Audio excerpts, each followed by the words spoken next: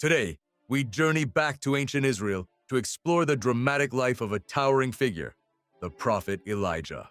His story is one of unwavering faith, spectacular miracles, and profound encounters with God. In a kingdom steeped in idolatry, a lone voice dared to challenge the powerful. The prophet Elijah confronted the wicked King Ahab, declaring a divine judgment upon the land.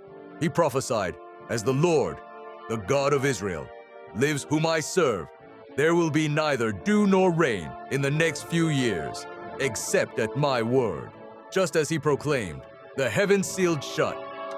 The once fertile ground grew parched and cracked under a relentless sun, and a devastating drought began to strangle the kingdom. A stark testament to the power of God's word. As the famine intensified, God guided Elijah into hiding by the brook Cherith. Here, in the solitude of the wilderness, a remarkable provision unfolded. Twice a day, ravens, unlikely messengers of divine care, would arrive, bringing him bread in the morning and meat in the evening. He drank from the dwindling brook, sustained by God's hand, while the rest of the land suffered. But when the brook inevitably dried up, a new chapter of faith was about to begin. God then sent Elijah to the foreign town of Zarephath. There, he met a destitute widow gathering sticks, preparing a final meal for herself and her son. Despite her meager resources, Elijah asked for water and bread, promising that her small jar of flour and jug of oil would not run empty until the rain returned. The woman acted in faith, and the miracle sustained her household throughout the famine. Later, when tragedy struck and her son died, a desperate mother's cry reached Elijah. He took the boy, stretched himself out on him 3 times, and prayed fervently. Miraculously, life returned to the child's body, a powerful demonstration of God's authority over life and death.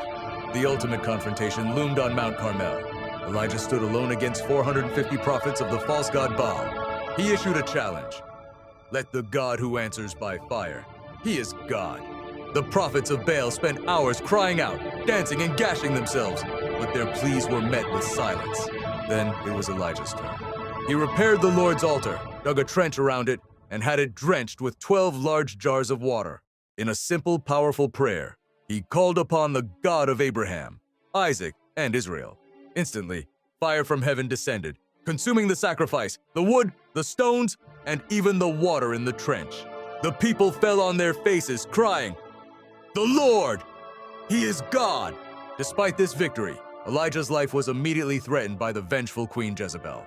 Overwhelmed by fear and exhaustion, he fled into the desert and prayed for death. But God's care had not abandoned him. An angel appeared, providing him with food and water that strengthened him for a 40-day journey to Mount Horeb, the mountain of God. There, sheltering in a cave, Elijah witnessed a great wind, a powerful earthquake, and a raging fire. But the Lord was not in them. Then came a still small voice, a gentle whisper. In that quiet moment, God met Elijah, comforting his despair and renewing his prophetic mission. His purpose renewed, Elijah's next task was to anoint his successor. He found a man named Elisha plowing a field with 12 yoke of oxen. Walking past him, Elijah threw his own cloak over Elisha's shoulders. This symbolic act was a call to leave everything behind and follow. Elisha understood immediately, and after bidding his family farewell, he became Elijah's devoted apprentice. The end of Elijah's earthly ministry was as dramatic as his life. As he and Elisha were walking together, a breathtaking sight appeared. A chariot of fire pulled by horses of fire descended from the heavens, separating the 2 prophets. In a whirlwind, Elijah was taken up into heaven. Elisha watched, crying out, and then stooped to pick up the cloak that had fallen from his master.